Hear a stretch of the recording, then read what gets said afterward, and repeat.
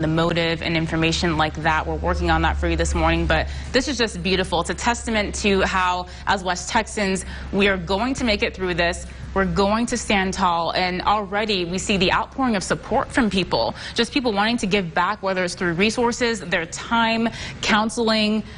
The moment these reports broke out, people were already hands on deck, ready to go, ready to give back, and ready to make a positive impact. And I think that's a testament to who we are as West Texas. Absolutely. And to how prepared we were for something like this as well, because you'll remember we were helping people in El Paso, sending blood, sending supplies, and so we were very much prepared for this, especially our law enforcement. And we were also, as well as being prepared, not only sending to El Paso, but we were trying to also replenish our own, because we were in a deficit for a while of blood, and they did have cash emergency blood that was on standby. But you know, our communities did such a wonderful job that they came together to really try to help out the people. We also have a full screen right now for you that talks about this event that's happening tonight. It's a prayer vigil for shooting victims at Memorial Park at the Buffalo Wallow.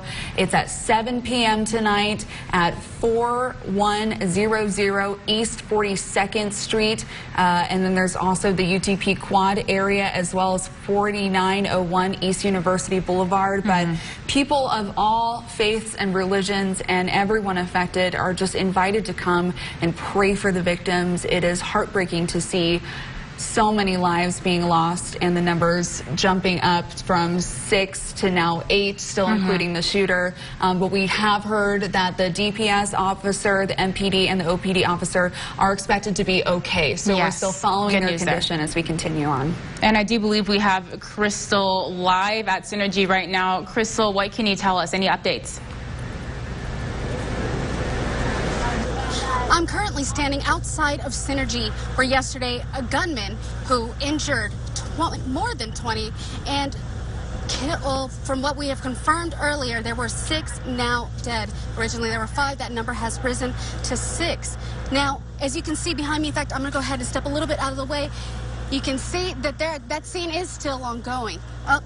In part, I'm just getting an update. It is risen to 7. So 7 people dead. Now behind me, as you can see, there was a postal van that somewhere during that traffic stop where he injured a state trooper, you can actually see it still there. Somewhere during the traffic stop, he hopped and stole a postal service van. That van is still there, and as you can see behind me with the crime tape, it's probably going to be here a little bit. Officials are not talking right now. They're still looking through everything, trying to find a motive as to what happened, if there's anything else, you know, in the future to look out for. For right now, I'm going to be outside trying to get witness, maybe some statements from Synergy to see what they have to say on the subject. But this investigation is still ongoing, and I'll keep you updated as I get the information.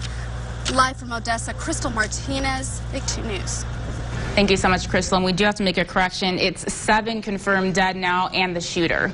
Yes, 8 total if you include the shooter as well. But we're just saying 7 or 8 depending on how we're wording it. But and 21 still injured, people still being affected, people are still, you know, struggling to survive at the hospital. And I spoke to a doctor today who was there, and he said that he felt like he wanted to cry, and he was just in a fog because there were so many people that were coming in, and the mass casualty situation is just something that I couldn't even imagine unless you were there experiencing it. Right, and there's so many people in our community, but we're still a tight-knit community, so many people that we even know were impacted directly. At one point, I was even concerned about Sheriff Mike Griffiths, our Ector County Sheriff, because we had been getting phone calls and notifications that he may have been shot. So I was, you know, trying to get a hold of him. Luckily, I was able to shoot him a text, and he knows how concerned I was. But it was a relief to see him at the Odessa press conference last night. In the background, he was helping put that on and releasing information.